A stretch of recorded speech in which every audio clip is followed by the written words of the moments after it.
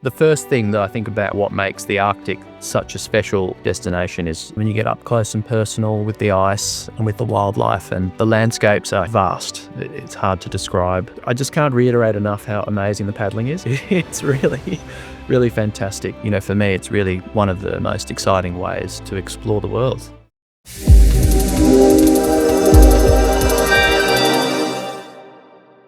Just to give a brief background on myself, I'm a specialist sea kayak guide, sort of what I've been doing for the last 22 years now. I'm the managing director of Southern Sea Ventures. I started guiding actually for Southern Sea Ventures nearly 20 years ago. I'm in Fiji, and then not long after up into the Arctic regions in Greenland and Svalbard. And I've sort of tried to get out of kayaking quite a few times. I've headed off and done an undergraduate degree, studied languages, tried photography for a little bit. I went off and did a master's degree, and as I said, tried to sort of do something different, but I was always called back to guiding. And specifically sea kayaking, it just keeps giving me great opportunities in my life, but it's also something that I get so much joy out of sharing the experience of exploring the world's coastal environments, and particularly in the Arctic. The sea kayak, it's a bit like walking on water. You travel at a lovely slow pace when you get up close and personal with the ice and with the wildlife. And, for me, it's really one of the most exciting ways to explore the world.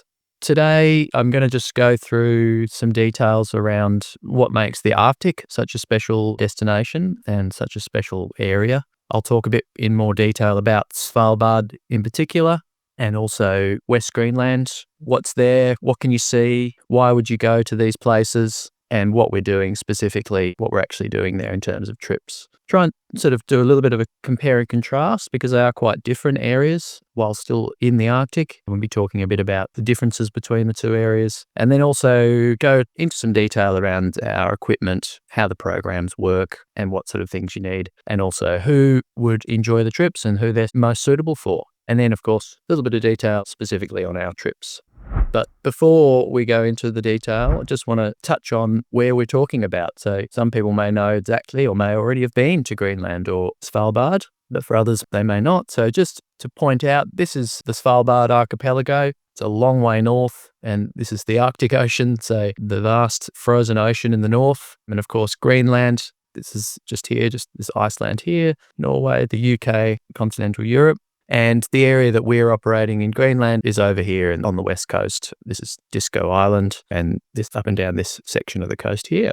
So just in terms of the first thing that I think about when I think about what makes the Arctic such a special destination is really the ice. It makes it an otherworldly place. It's not something that most of us are used to living around and being around. And the ice formations themselves are endlessly interesting. And every iceberg and every piece of ice has a story. It's fallen as snow somewhere up on the high plateau over thousands of years, compressed into, ice from snow, and then it begins its descent off the mountains, down through the valleys as glaciers, and out into the open ocean. And you can see on this pieces of ice here, we've got these iridescent blue lines, just one there, and you can see one just over here. That's where the ice is split open as it's moved down through the valley, and there's been meltwater that's run in. And while the icebergs themselves have a lot of air bubbles in them, because there's just compressed snow, and snow has a lot of air in it, this fresh frozen water has no air bubbles in it, so it becomes a very rich blue.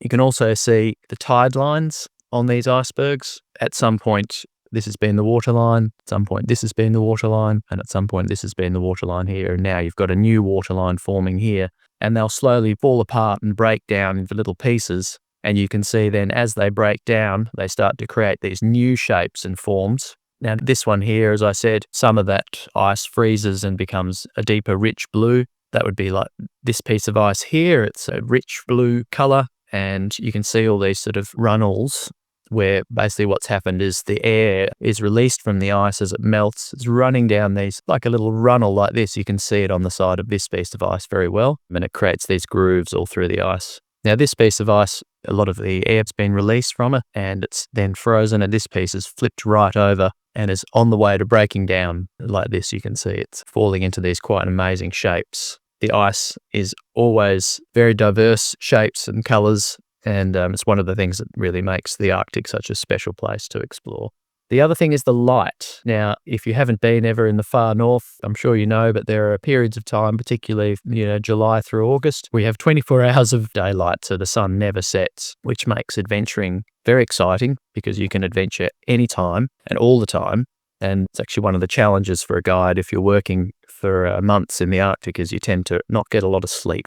As I said, we've got incredible light. The photo on the left and the photo in the middle were both taken around midnight. And then in the early and late season, you also get really fabulous opportunities to see auroras. And this one here was taken in Greenland in September. And I think we ended up having auroras 4 nights in a row. It's absolutely fantastic. The point with the light is, time is very much warped because you never really know what time it is. It can be 10 o'clock in the morning or 10 o'clock at night, and it looks really pretty much the same. The other thing that I find really intriguing and otherworldly about the Arctic is space is very warped. It's very difficult to judge distances. And so you can be looking at something that appears to be only a couple of kilometers away, but it can be 30 miles. And so it can be very deceptive. This photo is actually of a mirage, which are relatively common. We were traveling along the coast of Greenland and just sort of the land started to stretch out, and it actually then later on inverted on itself. So the mountains were on top of themselves. It really makes for feeling like a magical, otherworldly place. I think the other part of it is, it's serene and it's beautiful, but it also quite has a high degree of danger. The ice is very volatile, can collapse and fall at any moment. I mean, you can see this is flinging pieces of ice out into the air. So we're always worrying about what the ice is doing and what it's about to do. And it definitely keeps you on edge and keeps you sharp and focused. And of course, we're always excited to see it when it does happen. And I've just got a little video here that I wanted to show you of an iceberg disintegrating. We've been sailing past this piece of ice and a little bit had fallen, just a smaller piece, and then another bit falls. You sort of think, we might just keep an eye on it, see what happens. And it looks to the untrained eye or, unsuspecting visitor to the Arctic, it can look very stable, these big pieces of ice. And then all of a sudden, with very little warning, things can change quite dramatically. And that is hundreds and hundreds of tons of ice falling. Anyway, it gets me excited just looking at it, but it's a very exciting part of being in the Arctic. And to me, traveling in the polar regions is sort of like combining mountaineering in the ocean, and that's quite an exciting mix. The other thing that makes Greenland in particular so special up in the high Arctic is the connection to Inuit community and history. And I'll talk a little bit more about that once I get on to focusing in a bit more on Greenland. But I wanted to start with Svalbard. When I say welcome to the high Arctic, this is as far north as I've ever operated, up in the high 70s in latitude north. And I've even made it up to as far as 80 degrees north up into the pack ice from Svalbard. This is the Svalbard archipelago, an area over here called Northeast Land. This is Spitsbergen, or pointed mountains. Svalbard translates to the cold edge or the cold shore. It's believed that the Vikings may have made it there in the 1100s, but it's not proven. It now has a permanent population. In this township of Longyearbyen, a couple of thousand people, the scientific station there, research, there's a university. There's also the seed bank and one of the world's most northerly post offices. But outside of Longyearbyen, there's really no permanent settlements, and there never has been. There's been intermittent hunting parties, trappers, whalers coming through over the years since the 1600s, but it really is a true wilderness. Our trips begin and end in Longyearbyen. There's an airstrip there, so you can fly in relatively simply from Oslo or Tromsø from Norway. Then we'll take a vessel and travel. Every trip to the Arctic must be flexible. It's an expedition. There's just no other way to do it. You never know what you're going to encounter in terms of ice and weather, and we can't do anything about that in these remote areas. But our intention is to try and circumnavigate this island here of Spitsbergen and hopefully get out to Northeast Land, where we have the world's 3rd largest ice cap. So a lot of the outings and expeditions take place in these beautiful fjords with glaciers, and paddling in front of glaciers is probably one of my favourite experiences in the Arctic. And I've just got a small video here just to show you one outing in the Svalbard archipelago on one of my more recent trips there. And you can see the characteristic pointed mountains, beautiful glaciers coming straight down to the ocean. The other exciting paddling opportunity in Svalbard, and one of the reasons I really love it, is the opportunity to paddle up in the pack ice, right up in the far north as you can go. This is on the northern side of Svalbard, paddling through this area, and I remember looking to the north and thinking, there's really nothing but ice between us and the north coast of Canada. Again, just a little video just to show you a top-down view of paddling through the pack ice. And for me, the beauty is in the simplicity. It's really like an ocean desert. One of the great wildlife experiences in the world is to have the opportunity to see polar bears on the pack ice, and that's something we always hope to witness when we travel to Svalbard. I took this photo quite a few years ago now. We'd been up into the pack. We'd gone north specifically just to have a look at the pack ice and see if we could spot some bears. We'd done a lot of paddling and the wind had been up a little bit. The pack ice was thick. Then we thought, oh, we won't go out and zodiac cruising or paddling. And then we spotted a bear. And we just sat there in the ship, and I spent probably about 3 hours just sitting on the vessel watching as the bear hopped across the ice, searching for seals in the pack ice. And just one of my most memorable experiences. So the kayaking and the activity side is always something that I'm really passionate about, but the places always have some really unique opportunities as well, and in particular in Svalbard. As I said, there is the world's third largest ice cap in Svalbard at a place called Northeast Land, and that's got an ice cliff. If all things work out for us and we're able to get there, then there's a great opportunity to potentially paddle along the ice cliff. And I think the first time I did it, we travelled out there and we'd had a lovely morning paddle along the ice cliff. It's hundreds of kilometres long. And so we'd done one in the morning and then we went out to do another one in the afternoon and thought, oh, let's do a really big one. We'll get dropped off. And we got out, and just as we were halfway on the water, half the group was on and half the group was still getting loaded. The wind picked up. And I had to take the group and hide behind an iceberg and group together. And then the others got on and joined us. Anyway, the wind died down and we set off on a paddle and we're paddling along the ice cliff. We thought, oh, the ship will pick us up probably about 10 kilometres, 15 kilometres away. That'll be fine. We'll just follow the ice edge, and we showed the captain where we'd meet him. Anyway, paddling along, what we hadn't realised was that the ice had retreated since the charts had been put down in the 1800s, and we ended up about 10 kilometres from the ship.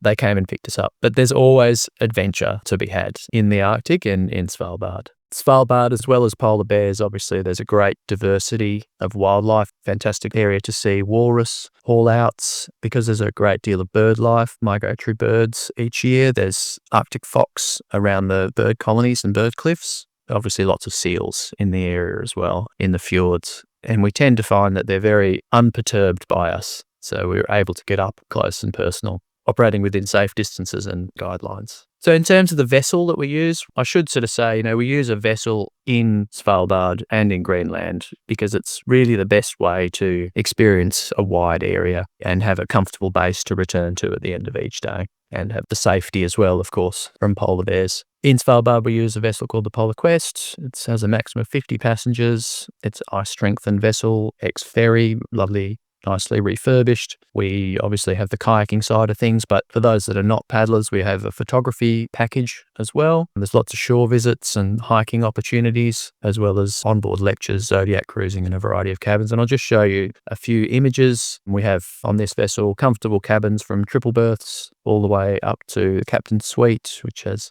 a much larger, more comfortable cabin. All the cabins have private bathrooms. We have a team. That's not just myself. There's a team of us on board. It's usually up to 6 or 7 activity or expedition staff members, including specialist lecturers who are experts in the field, have been travelling up there for 20 plus years. And they're all good friends of mine as well, which makes our job really enjoyable. At food service, we have sit-down lunches and evening meals, as well as buffet breakfasts and table service. So you can be assured of comfort when you return to the vessel. Obviously, we've got the activities, and going out and exploring is a big part of what we do. We try to do that at least 2 times a day, and then we'll be moving the vessel during meal times or between a morning and afternoon activity session and or overnight. But I think one of the things that people forget is the moving is actually part of the experience as well. And there's always the opportunity to be outside on the decks and seeing what you can see, looking out for wildlife. Every time you spot something, you'll let the captain know. Even at midnight, if it's an amazing experience, we might wake you all up and let you know. Come out and have a look.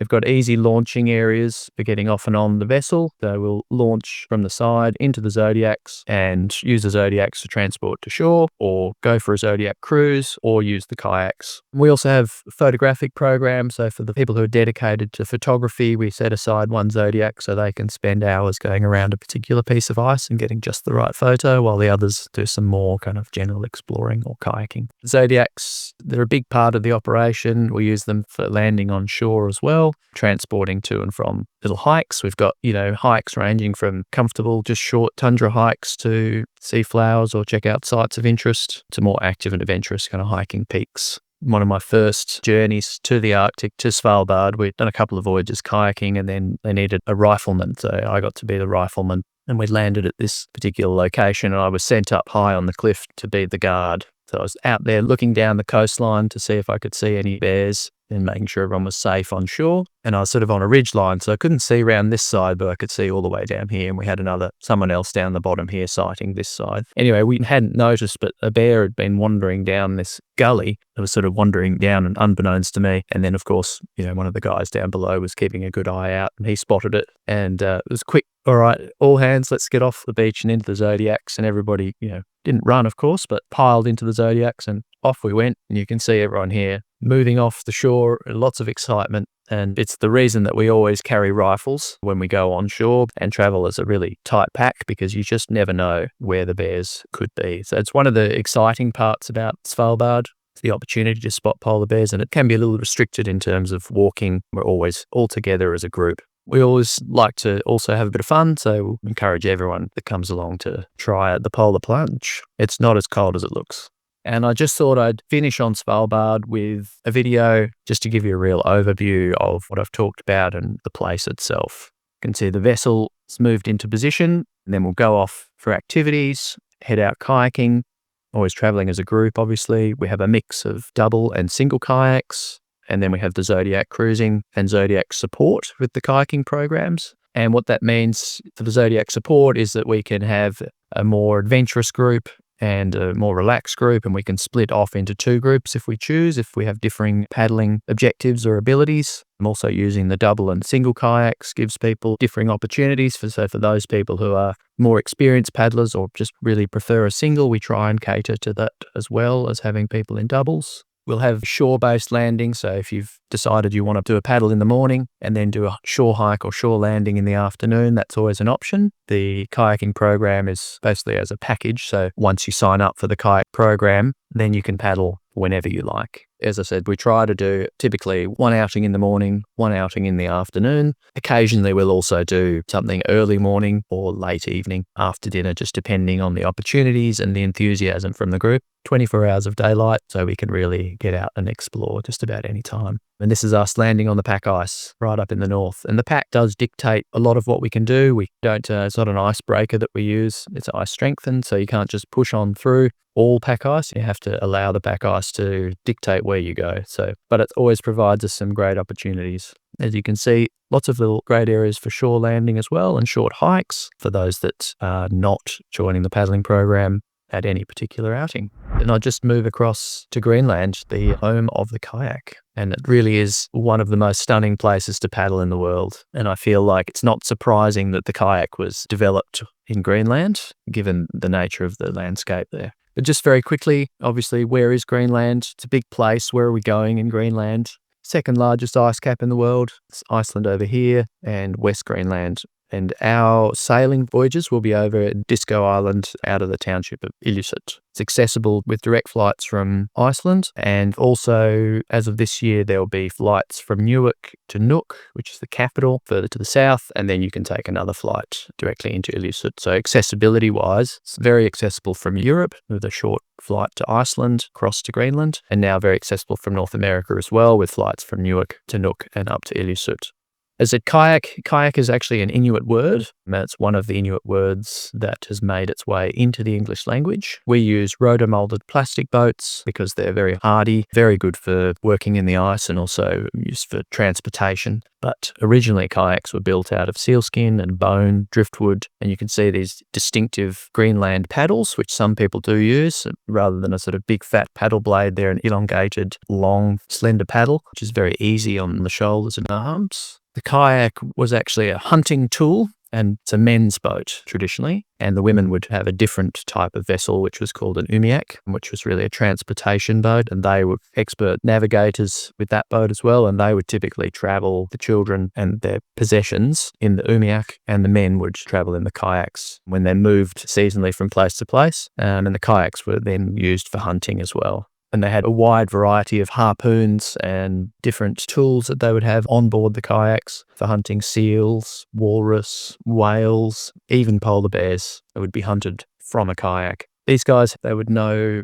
20 or 30 or 40 different types of rolls. So if they were flipped over, depending on how they were flipped over, they'd be able to roll themselves back up in all these different and interesting ways. Traveling into West Greenland, you've got great opportunities as well to visit some Inuit communities. There's around 50,000 people living in Greenland. It's one of the world's most disparate populations, ranging from towns of several hundred people or quite a few thousand to tiny communities of just scores of people. There's a strong connection to the past, and life is still very much centered around hunting and travel between communities. And interestingly, we always come in the summer, because that's for us the time to be there. The water's open, we can navigate easily. But for a lot of Inuit people, winter is the time for travel because it freezes over and they can move from place to place. In Greenland, very common for people to still be using sleds and dogs for their travel from place to place. So you're always greeted by puppies bounding around and the dogs barking as you enter the communities.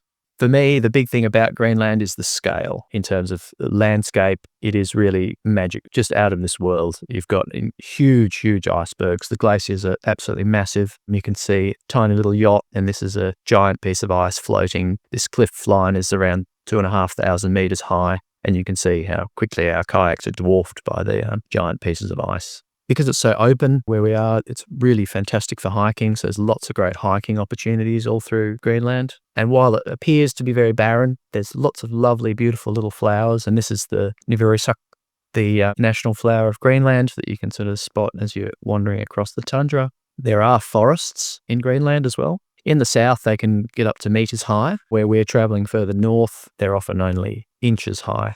This is a birch forest. This is coming towards the end of the season, so late August, early September. You have a fall there as well, so the vegetation changes colour. You can go right down and have a look, and they're all gnarled little trees. They may be only inches high, but they're hundreds and hundreds of years old. I always find that quite amazing to see. Obviously, Greenland's got lots of similar wildlife to Svalbard: seals, ptarmigan, polar bears are there, muskox, reindeer. But I do find that in Greenland, it's not as dense. So you have to look and spend some time looking for wildlife, as opposed to Svalbard, where it seems to be sort of everywhere. So it's one of the differences, I think, between Greenland and Svalbard. Very common to see whales around the coasts of Greenland, quite a large variety. This photo, this is a blue whale. It was the first blue whale I ever spotted.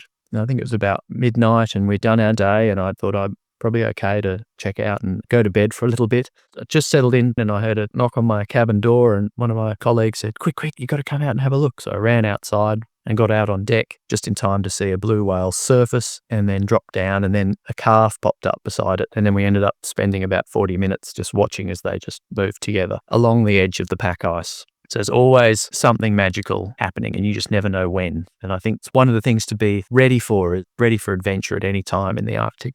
I just can't reiterate enough how amazing the paddling is in Greenland. It's really, really fantastic. The fjords are very sheltered. It's very common to have really lovely conditions, sort of dominated by a high pressure system in Greenland. So a lot of the time you've got these wonderful, quite sunny, warm summer days with flat, calm water. So it really lends itself well to paddling. So it's not a surprise it's where the kayak originated. You do get occasionally katabatic winds, so if you've got a really hot day and the air rises out of the valleys, you can have cold air flowing off the ice cap, and that can bring some strong winds. Or if you've got a storm off the coast, that can draw the wind down as well. But oftentimes we find we've got really excellent paddling conditions and excellent conditions generally.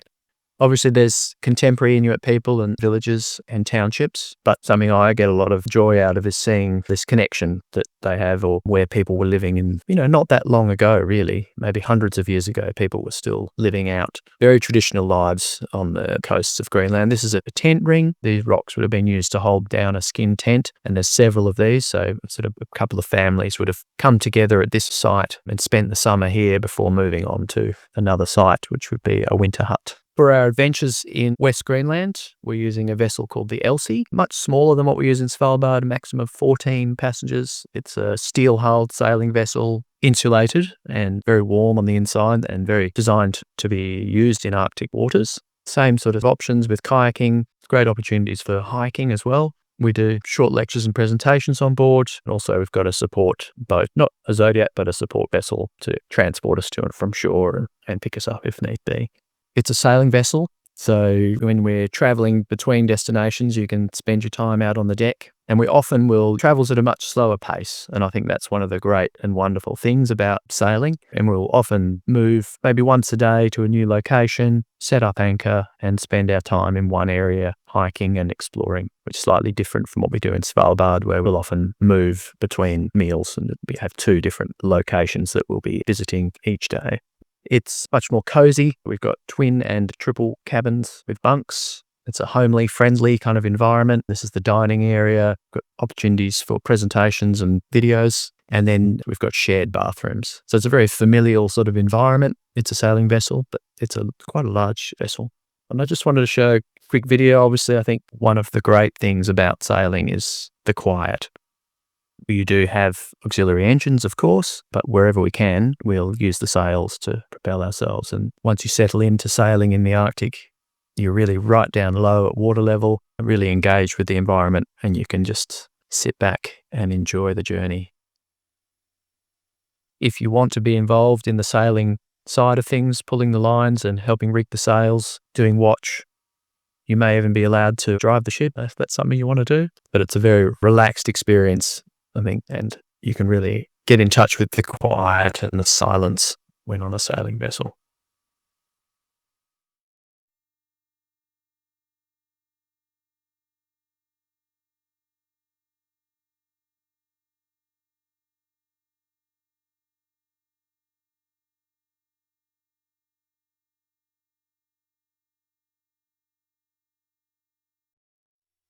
And as I mentioned, we will typically travel overnight or in the afternoons and try and have at least one outing each day or one area that we'll explore each day before moving on to the next area. And of course, while we have a schedule and we have a plan and an itinerary, everything is flexible and you never know what you're going to experience.